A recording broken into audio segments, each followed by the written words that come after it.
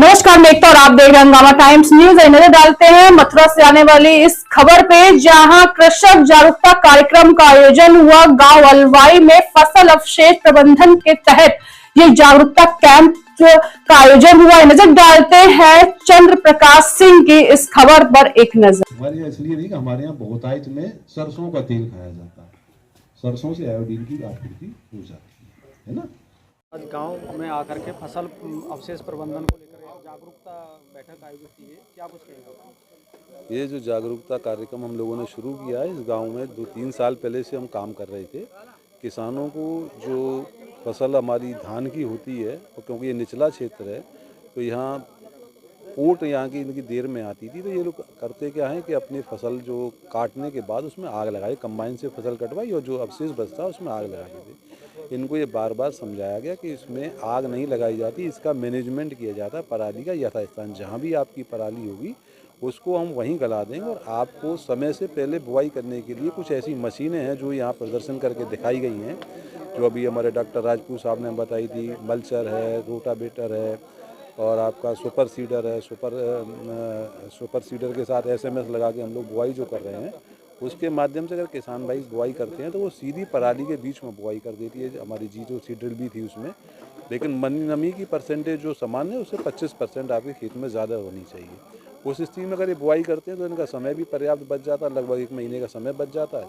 खड़ी जो हमारी पराली है उसी के बीच में बुआई हो जाती है, फसल का किसी तरह से इनका नुकसान नहीं होता समय का, और आप आग लगाने से बच जाते हैं। यही इनको बार बार समझाया जा रहा है। कुछ किसानों से बात होती है फसल के, उसको मतलब कितना होना चाहिए पैदावार, उसमें कोई फर्क आता है क्या? नहीं, सामान्य तौर पे जो किसान भाई मैनेजमेंट करते हैं इसका पराली का, तो पराली को सड़ाने के लिए भी नाइट्रोजन की ज़रूरत होती है। अगर उन्होंने थोड़ा यूरिया का प्रयोग नहीं करा है तो प्रारंभिक अवस्था में कभी कभी फसल उनकी पीली दिखाई देती है, लेकिन आगामी थोड़े समय के बाद फसल भी ठीक हो जाती है। और उसका सबसे बड़ा एडवांटेज है, या जो उसका सबसे बड़ा फ़ायदा है, कि ज़मीन में जो हमारा ह्यूमस होता है उसकी मात्रा लगातार बढ़ने लगती है, ज़मीन सुधरने लगती है। तो पिछले वर्षों की अपेक्षा कितने किसान जागरूक हो गए हैं जो फसल प्रबंधन करना जान गए? मुझे लगता है इस गांव में संभवतः ही कोई ऐसा किसान होगा जिससे आज के डेट में उसमें प्रयोग होने वाली जो मशीनें हैं बुआई में, जिसके बारे में जानकारी ना हो। लगभग सभी को जानकारी हो। किन किन गाँवों में ये जागरूकता कैंप लगता है आपका? कानगा जानपुरा जो हर साल हम नए 5 गांव अडॉप्ट करते हैं। इस बार हमारे पास जैसे अभी कल 3 में करा लिया हम लोगों ने, तो 3 में हम आज तीसरा प्रोग्राम किया था। इन लोगों ने 2 गाँव और रह गए। कितनी संख्या में लोग सम्मिलित हुए हैं यहाँ पर? 80 से 100 के बीच में हम संख्या रखते हैं। इतना ही हमारे पास जो है बजट रहता है, उतना ही हम करते हैं। लेकिन इनके यहाँ प्रदर्शन लगाते हैं तो लगभग 100 किसान उसमें कवर कर देते हैं, क्योंकि कृषि विज्ञान केंद्र केवल बातें नहीं करता, वो करके दिखाता। मशीनें इनको दी हैं हम लोगों ने, उससे अब खेत पे खड़े होकर के हम खुद ब खुद करके दिखाते हैं। जब उन परिणाम से संतुष्ट हो गए तभी लोगों ने खुद खरीदना करना शुरू किया। आधुनिक खेती की तरफ ध्यान दे रहे हैं किसान?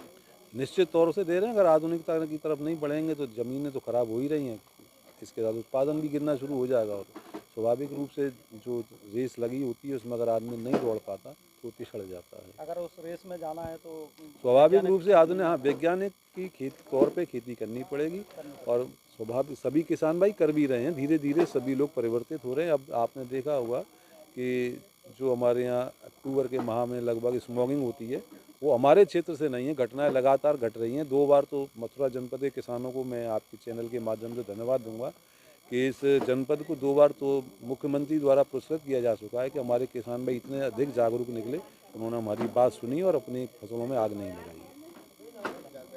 महंगा देखा ही नहीं हुआ आपने, हमारे क्षेत्र में पहले भी नहीं होता था, रियली कहीं हो जाए। और सरकार के सामने एक चुनौती थी कि आयोडीन की मात्रा बहुत कम सूक्ष्म मात्रा में चाहिए होता है, शरीर को बहुत सूक्ष्म मात्रा में चाहिए, और सब तो अंत में क्या निकाल लिया गया उपाय कि सारा कुछ मत करिए, नमक मिला दो।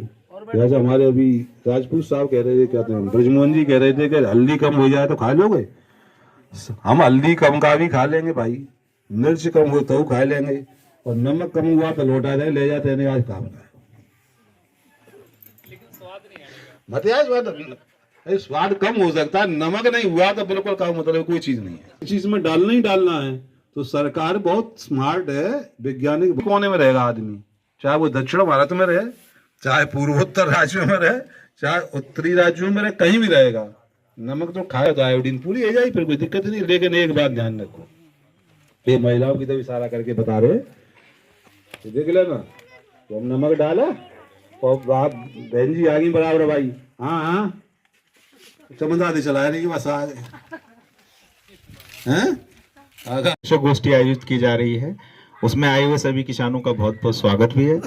मैं डॉक्टर रविंद्र कुमार राजपूत, मृदा वैज्ञानिक हूँ कृषि विज्ञान केंद्र पे।